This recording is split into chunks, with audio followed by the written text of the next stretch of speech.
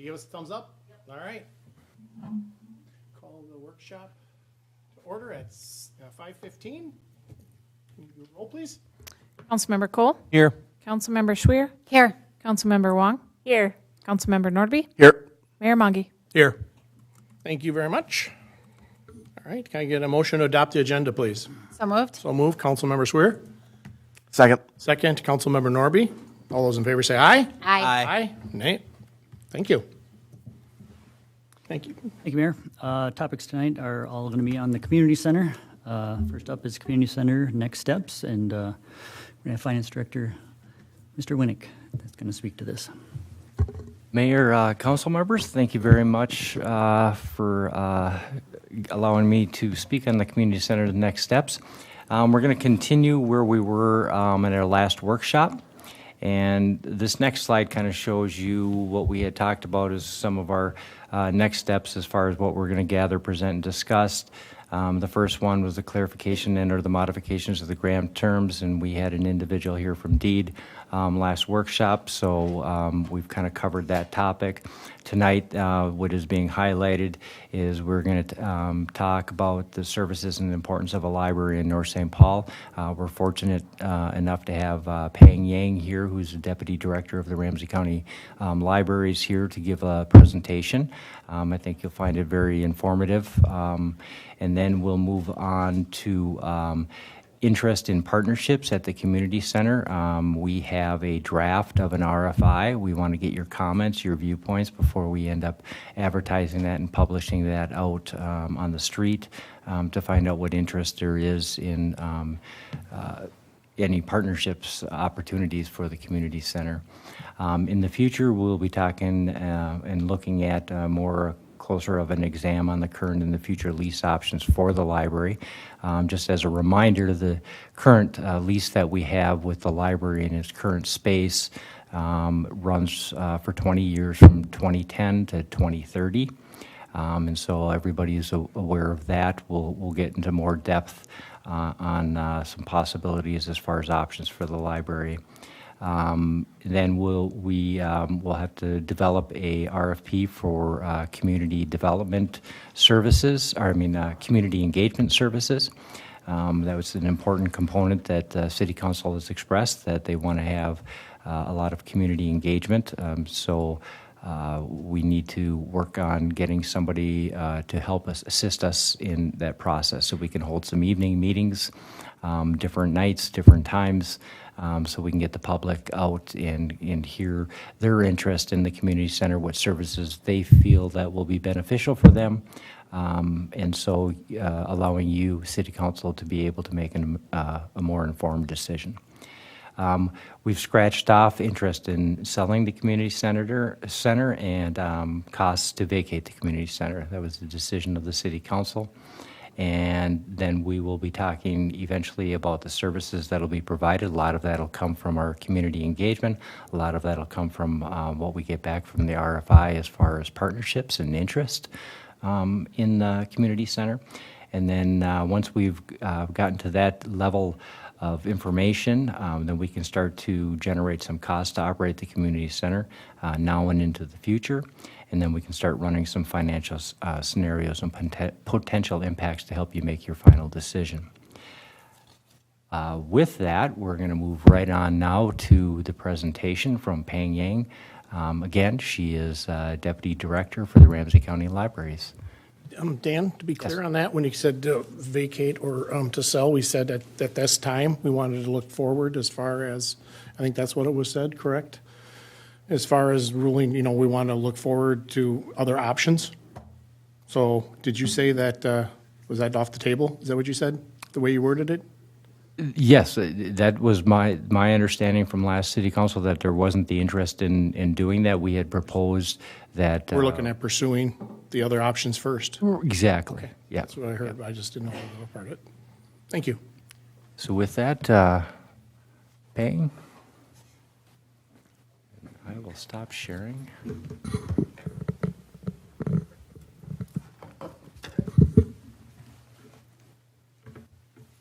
Welcome.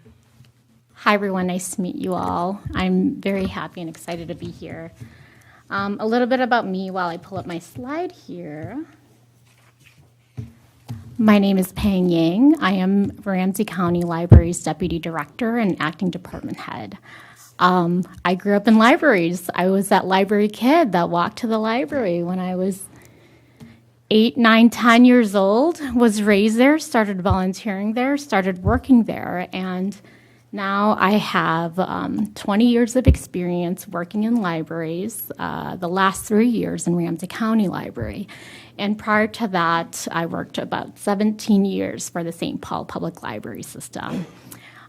Managing the last position and role that I had was managing the Arlington Hills Library, which is also a conjoined facility with a rec center and a library in there. Happy to be here, happy to engage with you all. But wanted to make sure that I share a little bit of background on myself. Today, we are talking about Ramsey County Libraries. So we know about St. Paul Public Libraries. Ramsey County Libraries has 7 libraries, 7 facilities that we have, and they're each named after the city that they reside in. We have 3 regional libraries, 2 medium-sized libraries, and 2 smaller libraries. The library, North St. Paul, is one of our tiny but mighty libraries in our library system. And in addition to that, we are also part of MELSA. MELSA is a metro-wide consortium that allows us to borrow, lend, and send materials to other library systems if we don't have it in our collection. We also use that as a sort of a strategic method for us to contract with trainers or connect with a variety of services for us. And I say Ramsey County Library because we're separate from the St. Paul Library System. And so if I could make that distinction, we serve the suburban Ramsey County. And so the city of St. Paul has their own public library system.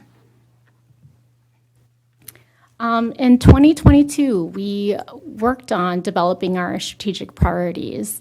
And what you have in front of you displayed here is the strategic priorities for 2023 through 2025. It includes extending our welcome, growing our partnerships and community presence, and building resources to create positive change. This was through a year of intense community engagement with the public. We engaged quite a bit of folks who came into our libraries. We engaged our staff, our team, we engaged our community partners, and we also engaged with organizations that had individuals who did not come into our libraries. And so we were very intentional about making sure that those voices were also heard and known so that we can continue to expand our services.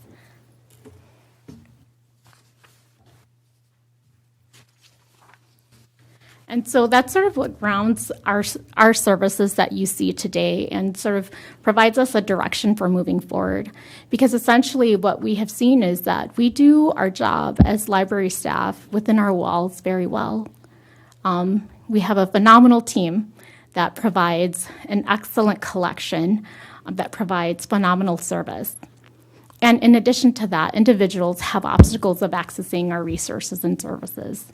And so here I have displayed is our social vulnerability index on the left side. The social vulnerability index includes 16 indexes that and variables that provides information on potential barriers that individuals may have to economic success, health, well-being, et cetera. And so are the folks here familiar with that? I could go through the laundry list. It includes components such as persons below 150% federal poverty level, individuals unemployed, households with housing cost burdens at or above 30% of their income, no high school diploma, individuals without insurance, ages 65 and older, ages 17 and younger, persons with a disability, single-parent households, and children under 18. Persons who speak English less than well, minority populations, housing structures of 10-plus units, mobile home housing units, units with more people than rooms, housing units without vehicles, and then also group quarters. And so looking at this vulnerability index and looking at where North St. Paul sits, which is a bit in the middle of the screen, you'll see that North St. Paul is in a dark red. That essentially means that 75% of the individuals in the city fall within the social vulnerability index. And, should one or two more situations occur, that leads to, a potentially tragic situation for the community here. And so in addition to that, the left side is a bit more of an aggregate that comes from the social vulnerability index. And then on the right side, I have information from Minnesota Compass. And so, I'm sure that you are all familiar with the demographics of the city here. This is a predominantly white city with 60.8% of the community white and 39.2% of the community as individuals of color. About 20% of the households here live under 150% of the federal poverty level. A good quarter of the population here are individuals under 17, and about 13% are 65 and older. The cost burden renter is at 58.2%. The cost burden is essentially a household that pays 30% or more of their income towards rent or housing. And so that's quite a significant number at 58.2%. And then the homeowner is at 15.6%. And so as we look at these demographics, this helps us guide sort of the types of service that we provide at the library, why we provide them, and how we continue to provide access and services to the community. So just a sort of quick snapshot, I'm sure that you all have access to fantastic demographers that'll likely give you additional information a little bit more in depth than this. So here to talk a little bit about North St. Paul Library itself. If you've driven past that community center, you've likely seen a bright blue box that jumped out near the entrance there, and that is our brand new book drop. And so now folks can drop off their books before and after the library is open. That has been a huge request from the community members here, and we're happy to be working with you in partnership to make sure that is available for folks. The North St. Paul Library is open about 35 hours per week. So not a ton of hours, but then we do provide library services 5 days a week with staffing of about 2.6 FTE. So that FTE spans across 4 individuals that provide and make sure that services are running at that facility. The facility itself is about 3,200 square feet in terms of what the library occupies.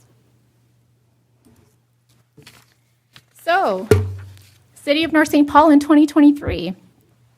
We made 763 new library cards. So these are new library card registrants, people who are coming into the North St. Paul Library for the first time to get their library card. We also had almost 53,000 visits, 53,000 people who walked in through our doors last year, with about 90,000 plus items checked out. So 53,000 people came in to check out over 90,000, and of that 90,000, about 40,000 of them were children's materials. So about half of the materials that were checked out were for children. Public computer use, there were about over 7,000 sessions. There were almost 8,000 sessions of unique user IDs hopping in and accessing our public internet, leading to over 6,000 hours, and then also 6,000 unique users that connected to our Wi-Fi there during the time that we've been open.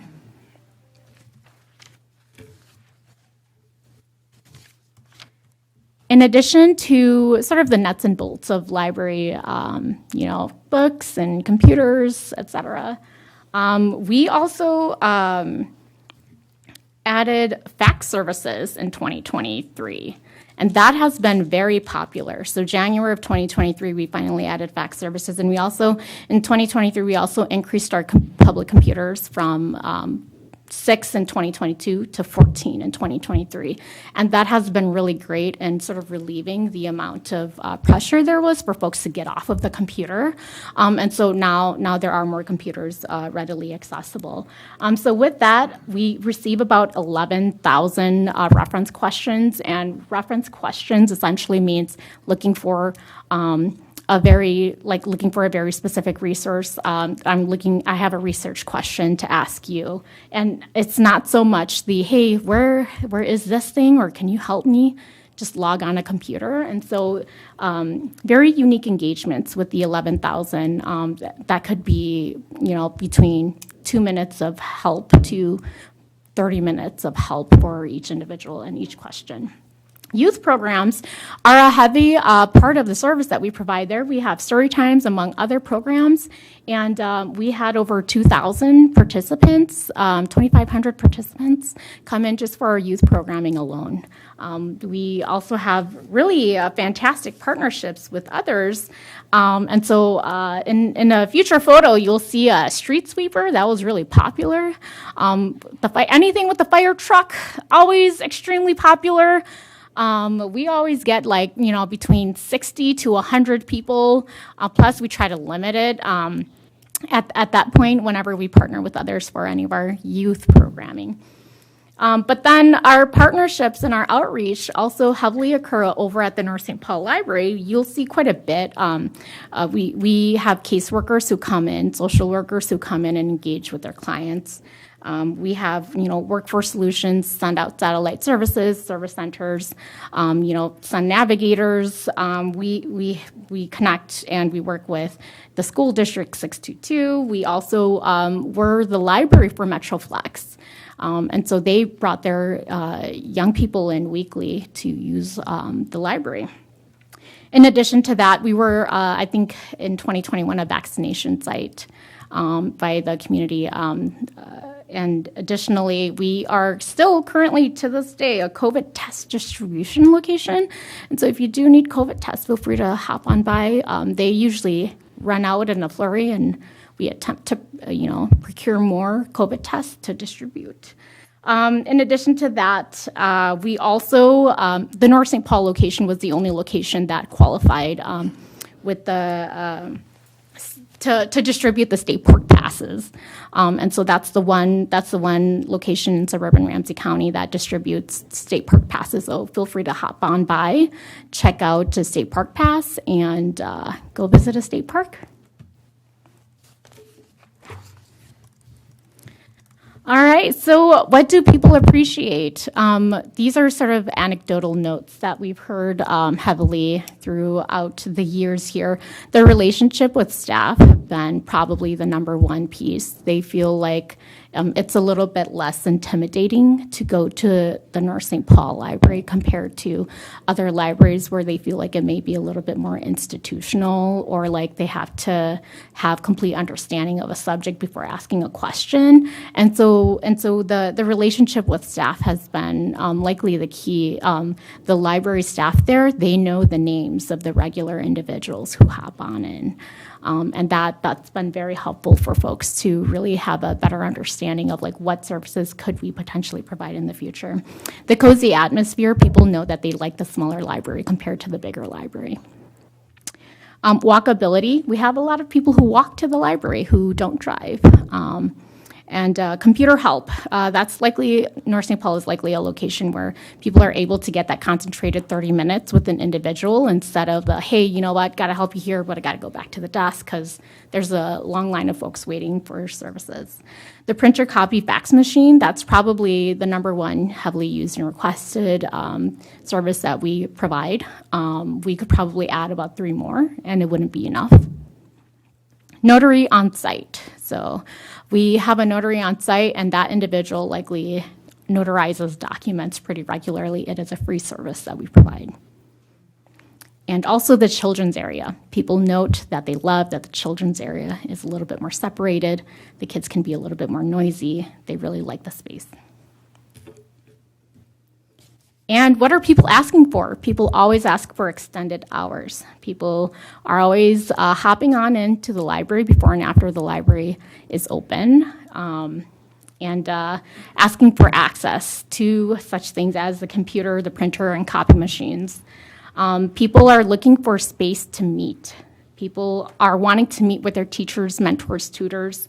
They want to have their virtual interviews at the library. They want to have their telehealth visits with their doctors and nurses at the library. They are looking to have court hearings. People are always requesting for headphones so that they can have a little bit more of a private conversation, though we are not able to provide them that extremely private space. People are trying to engage with their caseworkers, sometimes in person, sometimes virtually. Study groups are always looking for a space to meet. Sometimes they'll just huddle around a table and try to keep it low. And then also community groups. Girl Scouts are, they use our community rooms quite a bit. And I think in addition to Girl Scouts, there would be plenty other organizations and small groups that would like to use spaces. And then one thing that we always get a note of when someone is looking for the library for the first time is like ease of finding the facility, of like, hey, I didn't know where to go, and I actually didn't expect to turn around here, but I found it.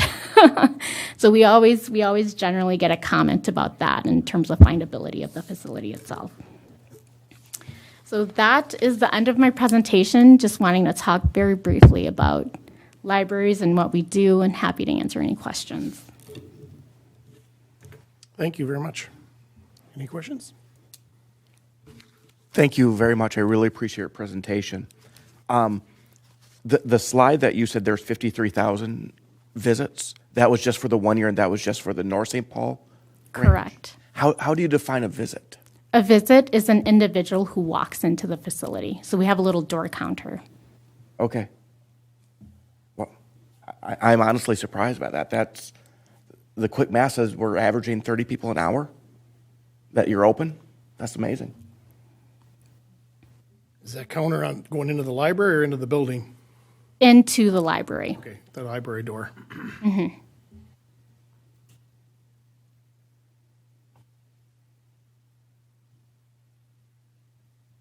Thank you for your presentation. Can you speak a little bit to some of the youth programming that is offered? Sure. We have a variety of youth programming that we generally offer. We always have a weekly story time that folks know about. We also have a couple passive programs that we generally provide as well. And then during the summer, we have our summer reading and learning program. And so that's where we get quite a bit of people coming in. And at that, for the summer reading program, the summer learning program, we contract with like fancy folks, right? So like we have like jugglers come in, and we have like people who bring in snakes and animals, and then that also that just draws in a lot of people. I think the street sweeper was there. The fire truck, I believe that was at North St. Paul, maybe potentially a year ago or so. That was very popular. But then engaging the young people has always been a priority. In North St. Paul, the North St. Paul library manager position also facilitates our system-wide youth programs. And so whatever is happening system-wide, the manager also makes sure that it happens over at North St. Paul. Thank you. How does the 35 hours compare to the other libraries about being open? Sure. North St. Paul is open 35 hours, as well as Mounds View. Mounds View is the only other library that's open with the limited hours. I can't recall on the top of my head what the numbers are for some of the other libraries, but I believe New Brighton and White Bear Lake, those are open about 5 or 6 more hours, and so one additional day in the week. And then our regional libraries, which are larger libraries, they're open about, I believe, like 53 hours, and they're open 7 days a week.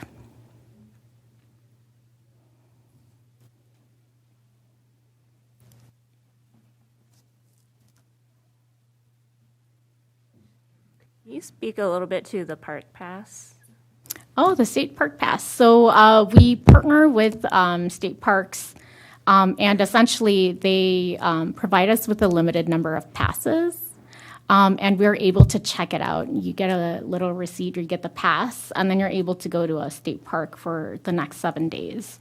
And so it is. I'm simplifying it, and it is literally that easy to be able to access a state park. So you won't have to pay for admission for the entrance for your vehicle while having that pass with you. You said we're the only one that has that? The North St. Paul is the only library in suburban Ramsey County that has it. I believe the St. Paul Public Library System may have 3 or 4 locations that have access to that, and sparingly also at other library systems, Anoka, Hennepin, et cetera. So if you were to check out the library, if you were to check out the state park pass, it has to come back to the North St. Paul Library.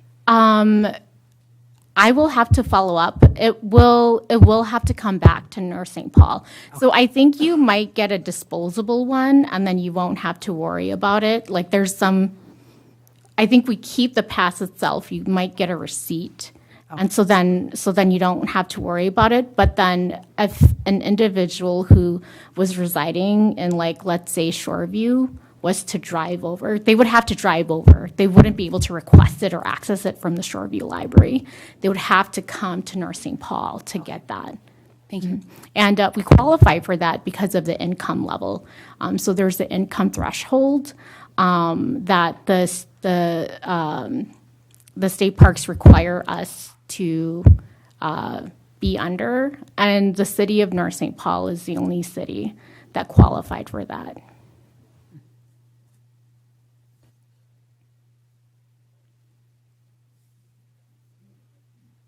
Are there any limitations or opportunities in the near future that you feel would be a priority for the libraries? You know, as we look at our strategic priorities, I know that it's like very, very general for our strategic priorities, but what we want to essentially do is help people seek prosperity. And we're really seeing people struggle, the individuals who come into our libraries, with the lack of mobility, not having vehicles, being confined to this, a general area of their home, looking for work. And so we have a lot of folks coming in, applying and looking for jobs. And then we have significant digital literacy needs of individuals who don't have cell phones, and also not being able to create an email account, since a lot of email accounts now require you to have a phone to verify, identity or, just security access. Those are going to be pretty intense work that we're going to do. In addition to that, one thing that we're always trying to do is get outside of our library and let folks know that we're here.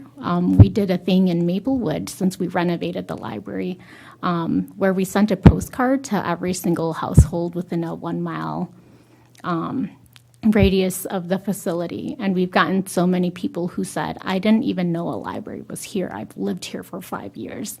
We're going to likely do something very similar to that, to just let folks know that we're here, we're around, we're just here to help. And we're going to continue to partner with folks. I know that the food shelf is right down the road and isn't too far away.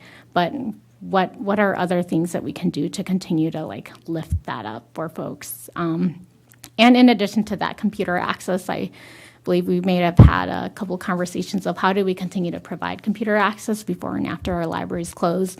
New Brighton Library has a model where we have our computers in the hallway of the community center, and that essentially just means a lot of people are using the computers in the hallway before and after the library is closed and open. And so, likely just trying to provide additional resources, amplifying what we have, and then making sure that we're responsive to community needs as that continues to change. 3,200 square feet, you said the library is about. How does that fit for you? Is it too small, too big, where does that look if you were looking at a space, what size would, because you mentioned all these meeting rooms and different things, sounds like 3,200 square feet's a little tight for that.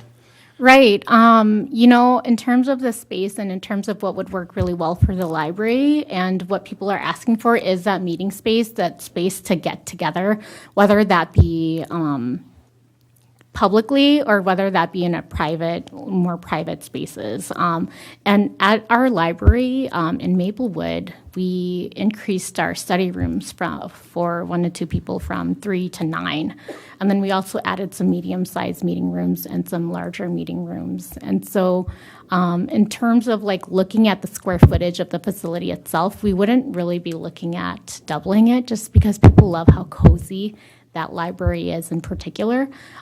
Potentially like 5,000 square feet, that'll likely satisfy some of the needs. Though, like I would say, I'm saying this, and I would also need to, work with my partner and my colleagues in Ramsey County to have conversations about what's realistic and how are we being responsive to community need. But, quite a bit of the conversations and what the public is asking for is 1 to 2 persons meeting rooms, and then also potentially like the 5 to 6. Like, how do we get some spaces like that in there? Well, right now, of course, with the grant, we have, it's the remodeling, so that's what, if we wanted to partner and, get more space, that's something we need to, discuss, because if it's going forward with the remodel, then it's a good time to be able to understand the needs. Yeah. I think we would have quite a bit more teens in the space if we had a larger teen area. Right now we have a teen corner, strong and mighty, with a really cool looking chair there, but there's always an insatiable need for spaces for the public to gather and just exist. That is, one thing that people always talk about is like, how do I just want a space to sit down. I just want a space to just be here. The library is, the social infrastructure for a lot of the people who come into the library. Sometimes that's like their one and only engagement with others. And so we're very cognizant that, we provide people an excellent service if they're coming in and their only engagement is with us, knowing how fragile that could be, especially coming out of the pandemic.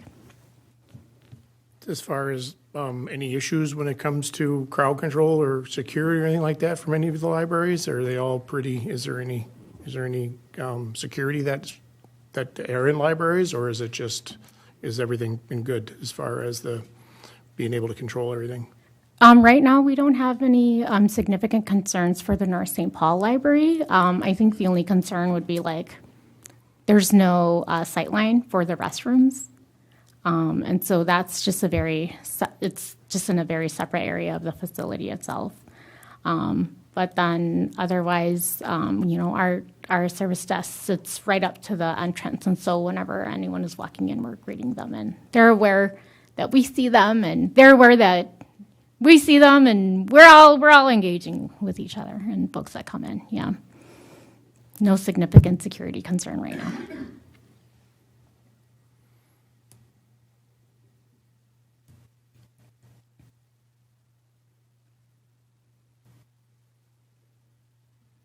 Well, I'd like to thank you for your presentation, and the demographics were very eye-opening to me. So, and to understand how many people walk through your door a day, and it's pretty impressive. And I do agree, it's a small facility. It's not my girls and I go in there not often, but we do, and it's pretty small. It's intimate.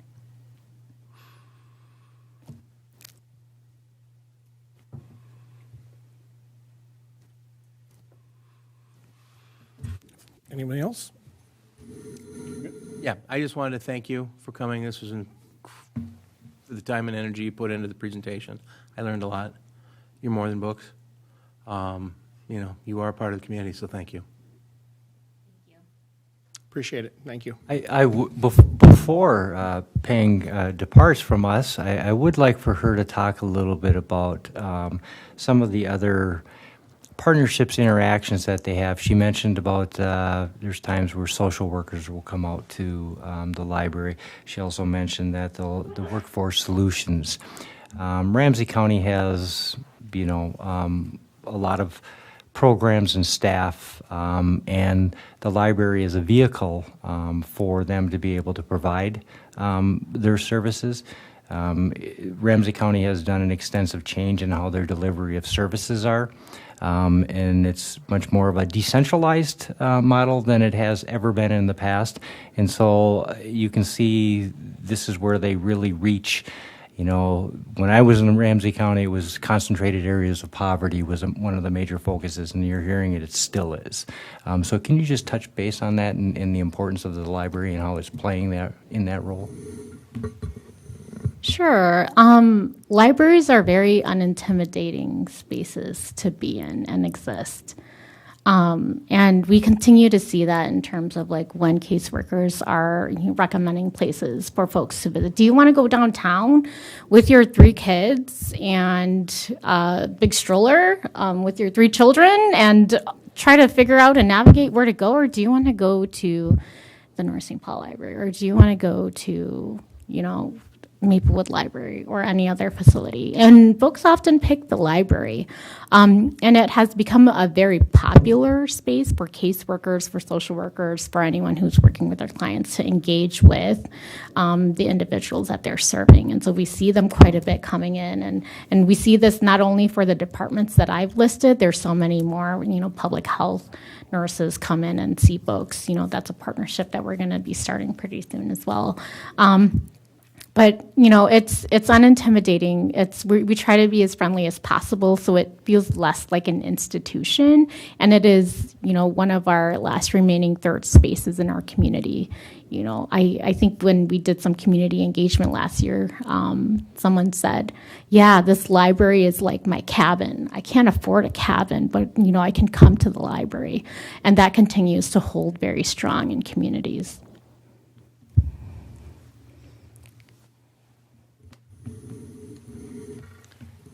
Any other questions for Peng? Peng, I thank you very much. Excellent job. Thank you for having me. Thank you. Thank you.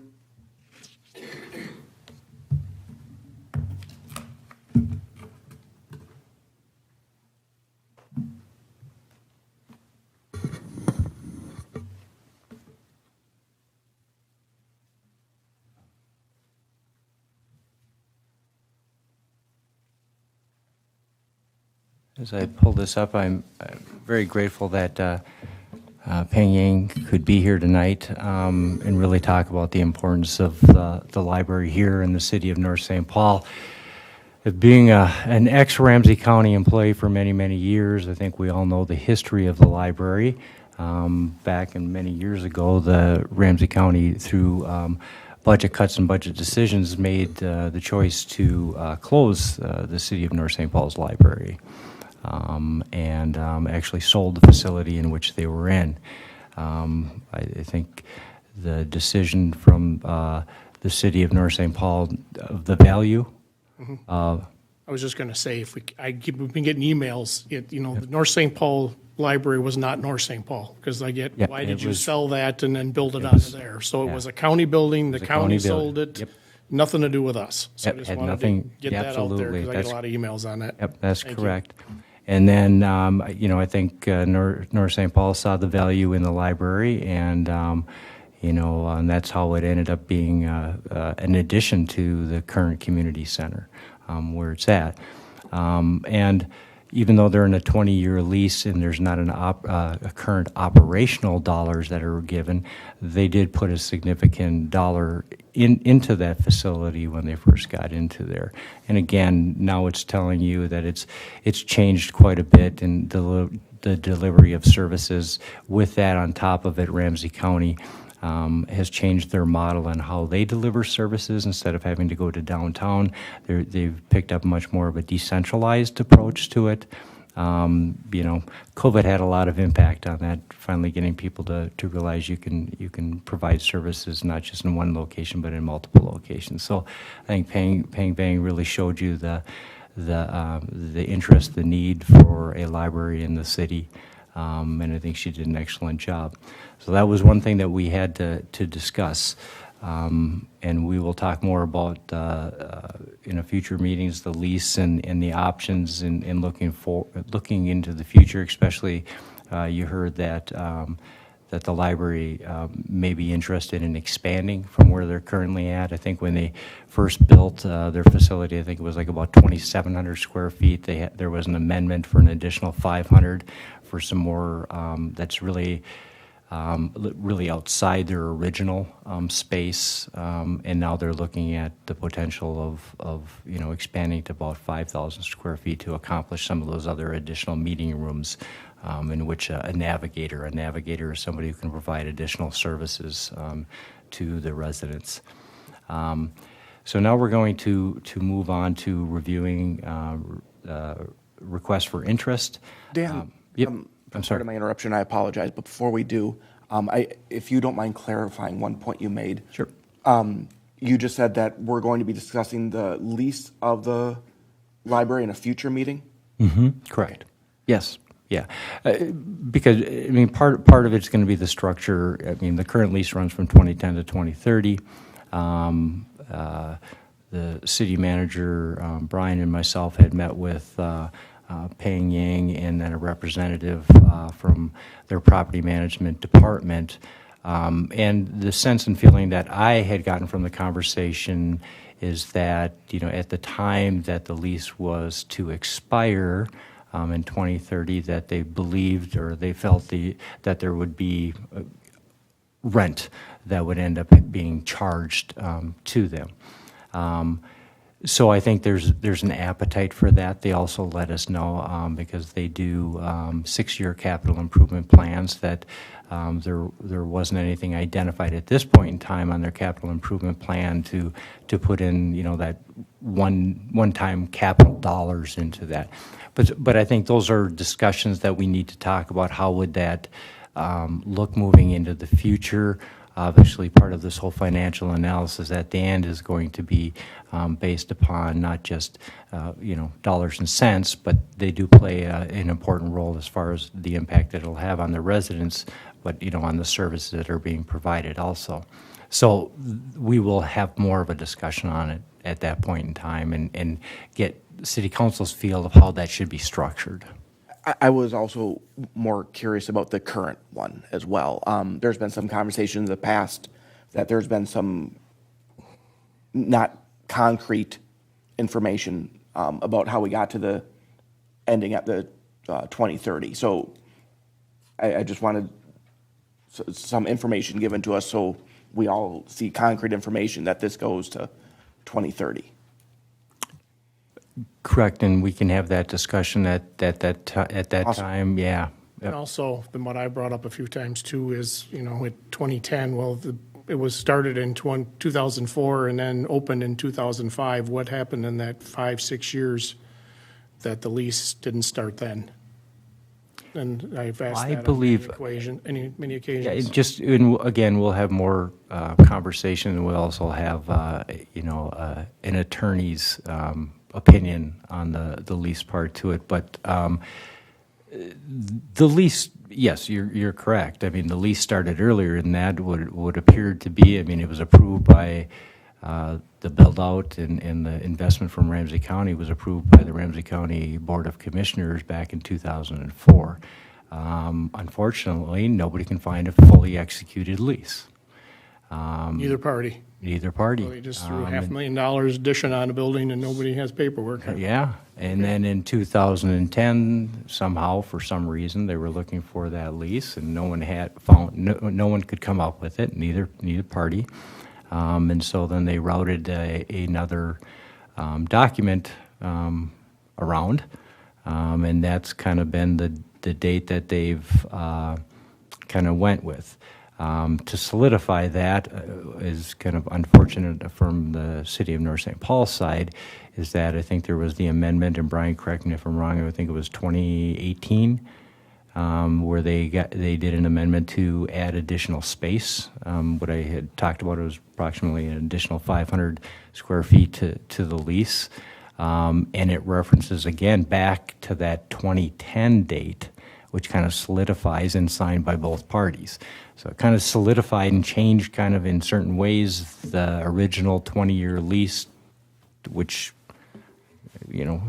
one could argue should have began somewhere in about 2005 and should be expiring in 2025 versus 2010 and ending in 2030. But I think that's kind of where we're landed at right now.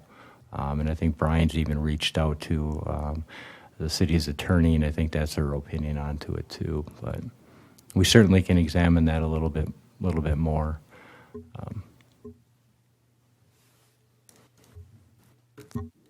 So if we can, in part of the packet was a draft of the request for interest, and really seeking city council's input, thoughts on this, and it's really to try to get it out there, advertise it, find out what type of interest from individuals. You can see in the letter of interest submission that, we're requesting that they give the name and the primary contact of interested entity or organization, description of the proposed program, services, activity, including a concise summary of how the proposal would respond to the project objectives. Please also describe how the proposal would produce positive social, environmental, and/or cultural impacts. Description of the space and utilities needs for the proposal, as well as typical hours of operation. Indicative furniture, fixtures, and equipment would be provided by the user. Identify the length of the commitment to the facility, and if the user would be able to provide rental payments. If so, what would be the price per square foot that the user would be willing to pay, and indicate whether additional staff or other support from the city would be required for the proposal. If we scroll up a little bit higher up, you can see where the project objectives are, and that the city is seeking partners to transform the community center into a year-round community space able to serve all North St. Paul residents. The city's vision is a community center that could be a flexible, multicultural space able to provide for evolving needs of the community. The community center could be a hub offering farmers and craft markets, educational programs, seasonal and cultural events and celebrations, and social gatherings. A safe place for the youth to foster positive socialization and other recreational space for sports and youth-targeted activities. A safe and comfortable place for veterans and seniors to socialize, engage in crafts, dance, fitness, and recreation. A demonstration hub to showcase the city's commitment to green building practices. Renovation may include solar energy, electric vehicle charging stations, and other improvements to promote environmental health in the community. So really, this was something that City Council wanted us to do to kind of be able to gauge what kind of interest there is. We've had a couple of public meetings here on the community center next steps. We've heard people come up. I think there's the theater group. This is our way. Let's get them in writing and find out what they're really looking at, what kind of the space needs are. What this does is part of a next step is going to be that we're going to have to engage a professional architectural engineering firm that's going to actually have to do some sort of like space planning of the facility to really update what the true costs are going to be, and categorically for the deed grant, we'll need that information. And so this way we can see what the true costs for the facility are really going to be, and the interest from any partners. That information then will feed into all of the community engagements to make sure that these are the services that will meet the needs for the residents. So we're really looking at comments, thoughts on this request for interest, because we'd like to be able to get it out sooner than, as soon as we possibly can.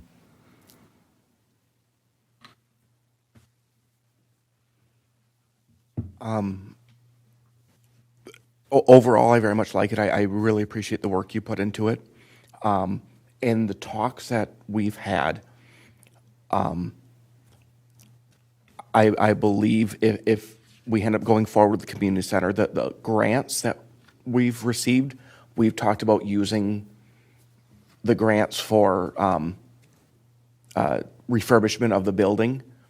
And in your summary, you talk about the grants could be used for program development. Is program development use on the table for the grants? And if not, are we misleading in the summary for this RFI? Well, I think as far as program development is really more of a spatial component to it. In other words, we just had the libraries here. They're in a confined 2,700 square foot area. The 500's outside of that wall. If they wanted 5,000 and you were going to make it contiguous space, you would end up having to remove some sort of wall, build up other walls outside of there. To me, that's the programmatic component that we would be assisting with the grant dollars, and that would be, to me, in all indications of what I've seen in the grant, that would be an eligible cost.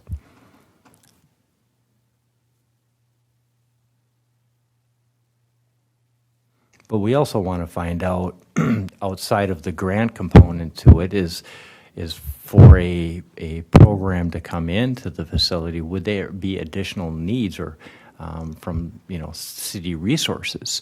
That could be as far as staffing. It could be so many different other components to it. We want to make sure that we're asking the right questions to open this completely, totally up so we can be able to give some sort of better information for city council to make that final decision. Agreed. I just didn't want to be misleading to the people we gave this out for, thinking sure. that, okay, they can put in for $1 million of this grant for their own program. So I wanted other people's opinions on how they were reading this RFI, because when I read it, it was that part of this grant might possibly be open for the partnerships program development, not necessarily hard building partners. We'll take, good point if you've interpreted it that way. It certainly wasn't the intent. We'll do a re-review of that language to make sure that it's clear that that's not the intent of it. So we certainly can do that. I do have to give credit where credit is due. I didn't write this. So, we have our community development director, Brandy Howe, is the one who wrote this. So credit where credit is due.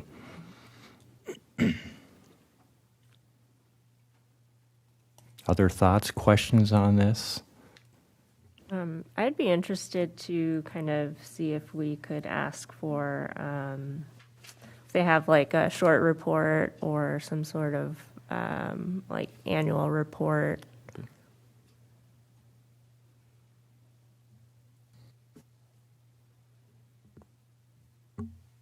So kind of an annual report on their organization itself and see what they can, okay.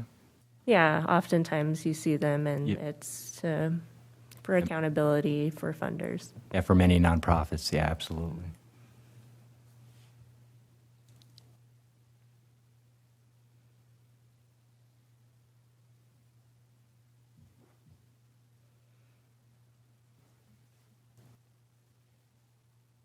And I would be interested to understand maybe a little bit more about the populations that they've worked with in the past.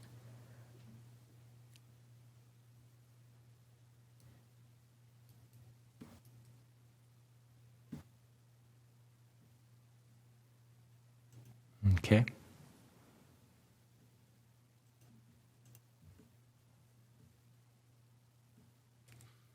I just appreciate the document. We're laying everything out as far as what expectations and partnership, and get the information out sooner.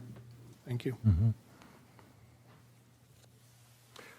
Would City Council like to see the final version with some of these things incorporated before it actually goes out, or?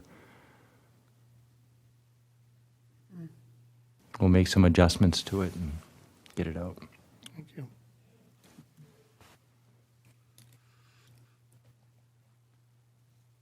Was there anything added regarding other facilities that some of these community or some of these organizations have used in the past, have rented from? So, for example, the theater group had used Maplewood. Say Maplewood decided they didn't want them anymore. I'm just using this as an example, so bear with me. In my past with facility rentals, we have asked people not to come back. So I think it would be of interest to find out some of these places that have utilized community spaces to get a background on if they've been, say, they used a space at a university for 10 years. They decide that, well, North St. Paul sounds nice. Well, did the university not want them there? Is there any references that we could utilize and ask about?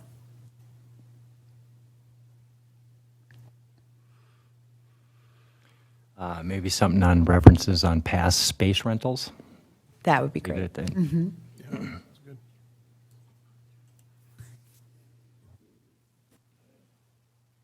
I'd be interested to also maybe know a little bit about if what kind of level of flexibility they may have too in their programming and services and things like that.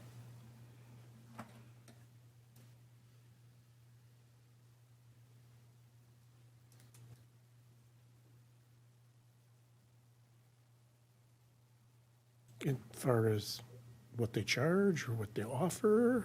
Well, what they offer, yeah. I mean, sometimes, maybe it's a different population that they'll need to start serving if they come to North St. Paul, because we have a different demographic, for example, Sure. And that's what I was thinking too, because when it comes to like some of these performance places, they do charge quite a bit. Can our population afford to take advantage of some of the services? So really, we're looking at something about their adaptability to changing demographics is in certain ways. Yeah. Okay.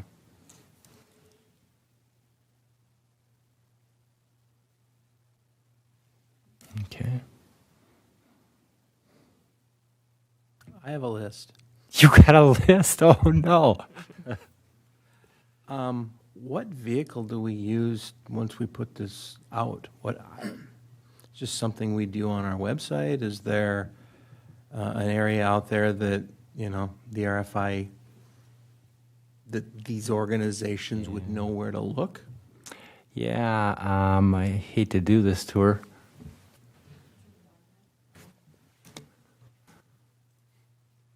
there's an advertisement plan. Yeah, advertisement plan, published in the city news. We put a whole list together. We kind of brainstormed on this. Yep, it's there. So it's there, yeah. Published in city newsletter, published on the city of North St. Paul website. Just kidding. We got to put that T in there, or H in there. Published in the Star Tribune, published in the Minnesota Council of Nonprofits website, published on League of Minnesota Cities website, direct mail to Ramsey County Library, direct mail to Ramsey County, direct mail to School District 622, direct mail to the theater group since they've been here at workshops in the past. Thank you. Next question is the language that in this RFI standard and customary? Like, to what a normal I mean, as it sits now, and then you've gained a lot of feedback from council, is this standard language? I mean, we're asking them what they would be willing to pay. Is that standard for an RFI? Or are we just looking for interest? I think those,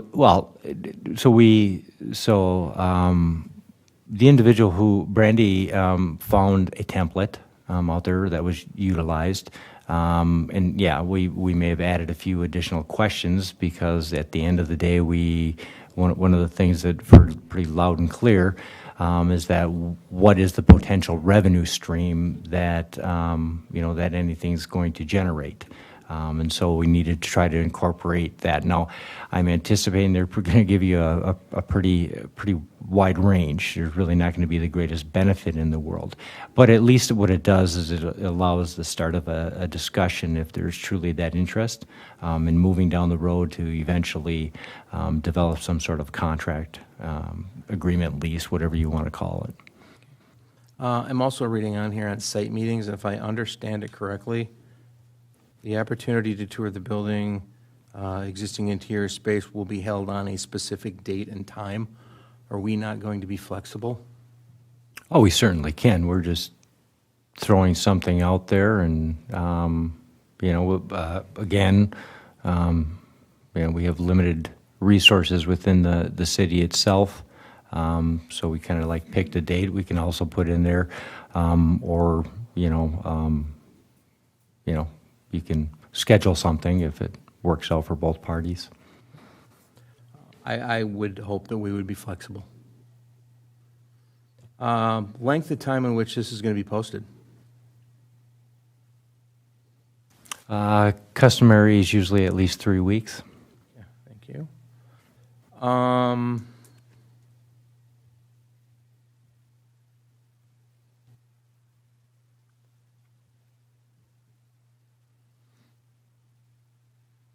So as I sat here, I heard a lot of parameters that were looking to be potentially added on to this. Do we want to narrow a search now? Do we want to see what it is and bring them in? The reason I'm asking is, are we soliciting for interest, or are we picking somebody? I mean, there's a lot of check marks that, council is put out there that we'd like to see this, we'd like to see that, most of which are going to have 90% of what we asked for, or should have it ready because this isn't their first rodeo. But I just want to make sure that we aren't disallowing someone because they may not have one or two of the things that we're looking for.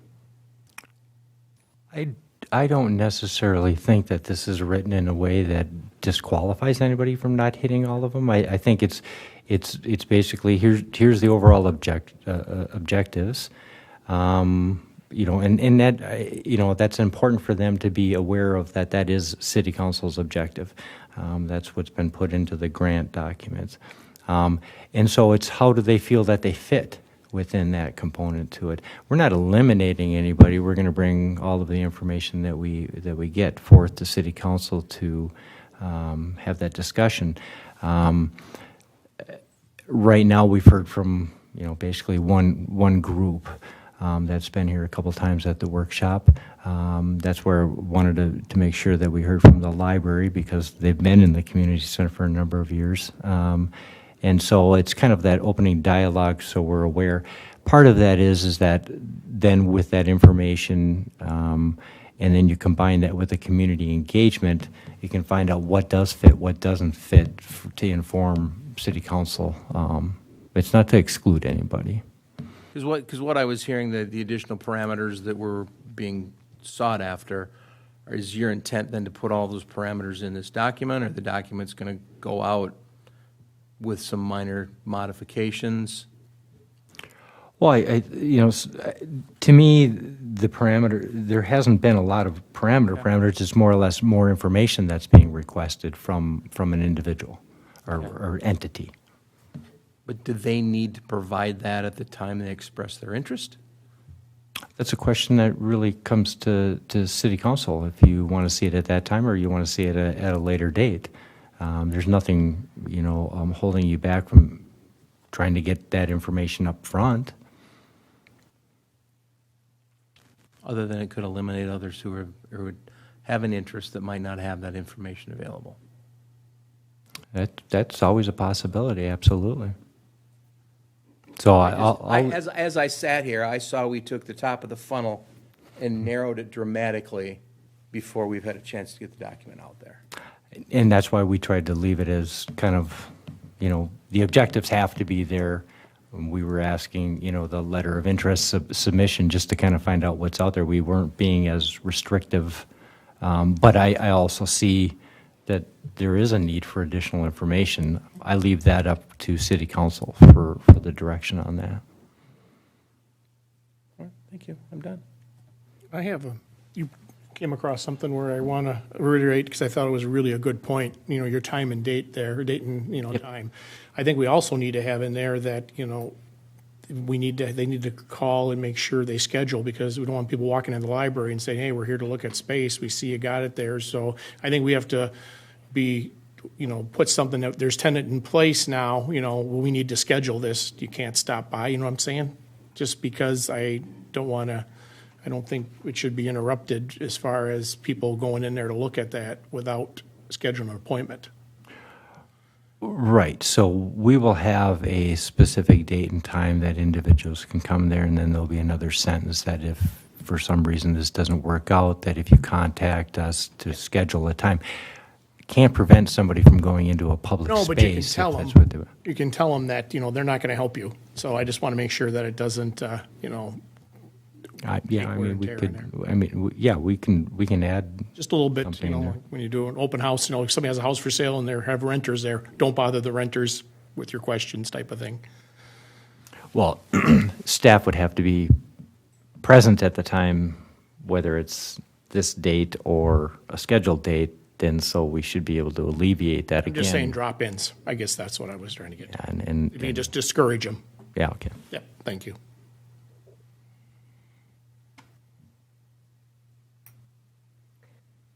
If I can make a suggestion in regards to the advertisement plan, I was wondering if we could also look at expanding the school districts. I know that we have 622, but as Pang mentioned, there's North Metro Flex that is in town, and probably a lot of other smaller schools or charter schools. Do you know some other ones outside of the Metroflex? And if you do, you can just send an email, and we'll definitely include those. Okay. Is that good? Dan, to piggyback on Lisa, the gentleman that spoke pardon me, I apologize. The gentleman that spoke last, he had a gray sweater on. From Woodbury? He was a Woodbury guy. CSI. I thought he was from Colorado or something. They did this all over. Yeah, but I think I know who you're, he was a Woodbury resident. He said, thank Okay. you for letting me speak. I live in Woodbury. I thought he provided staff his contact information too. did we receive any contact? So you would like for us to reach out to that individual too? Yeah, he also okay. expressed Sure. interest Yep. at the workshop. Oh, okay. Okay.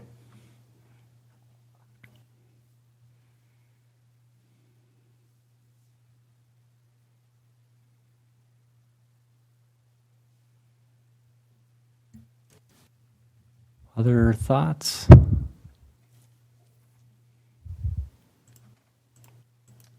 I'm good. Anybody else? Yeah, nothing. All right. Thank- Just got her finger up, so. Yeah, just one more. I would maybe think about emailing or sharing this with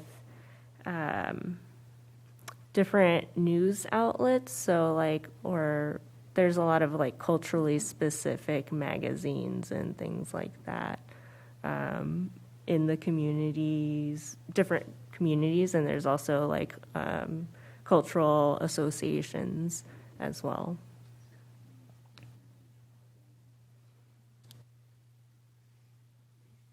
Thank you. If you can help out at all on, yeah, perfect. Thank you. And then how our format, if there's no further questions, then how our format has been to give, and we've got a very limited time, so I would say if there's any public that wants to make any comments on tonight's presentations, I would say we got 4 minutes, so 1 minute per person if we got 4 individuals that would like to say something. Anybody? Come on up. Eileen. I'm going to do it properly and introduce myself. Elaine Barton, 2021 Burke Avenue East. Just a couple quick things.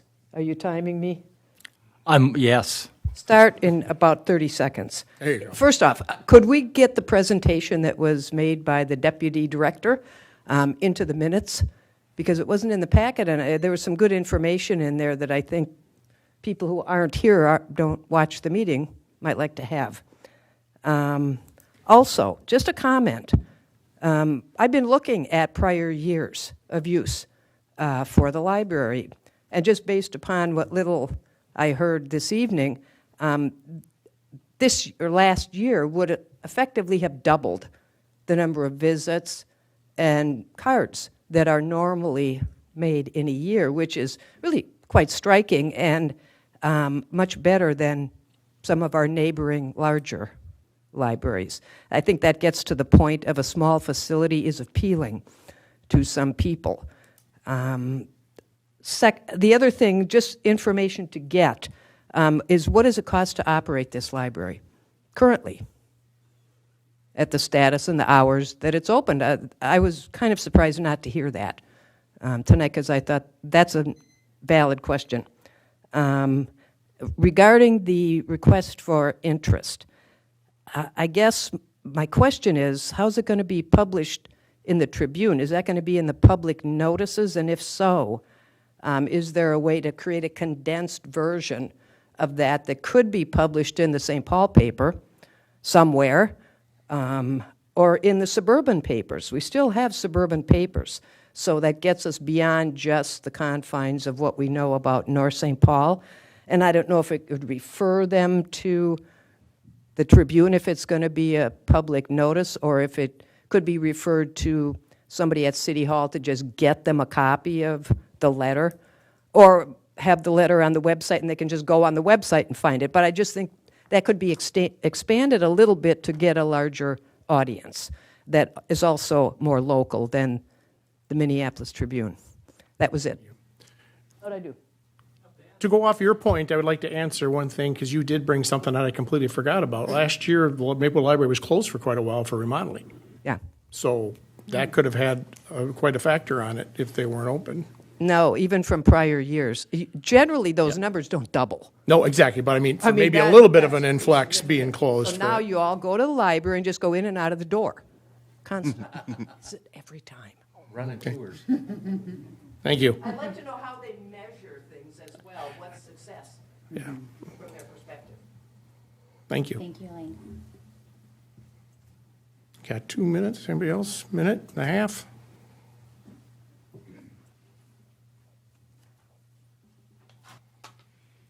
didn't know about the free pass to the parks. Or if you have to come in there with your 1040 and say, I'm eligible or I'm not eligible.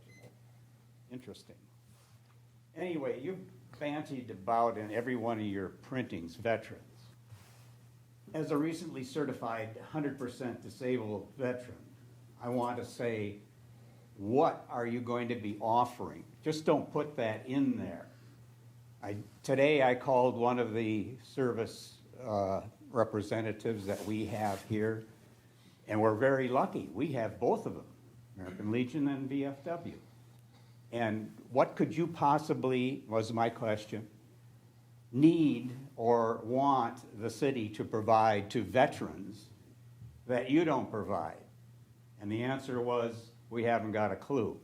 But I noticed that in your mailing list, you have not included the two service representatives that are in this city. Why haven't you sent that to the VFW also? Why isn't that an address? And I think your answer is going to be, we don't know. Good point. Thank you. All right, it's 6:30. Let me go back up. Call for, I don't think we have any business we need to discuss besides that, so can I call for adjournment? So moved. So move. Councilmember Cole? Second. Second, Councilmember Wong. All those in favor say aye. Aye. Aye. Thank you. Give us a few minutes to prepare. How about 6:35, 5 minutes? Is that okay, everybody? Thank you.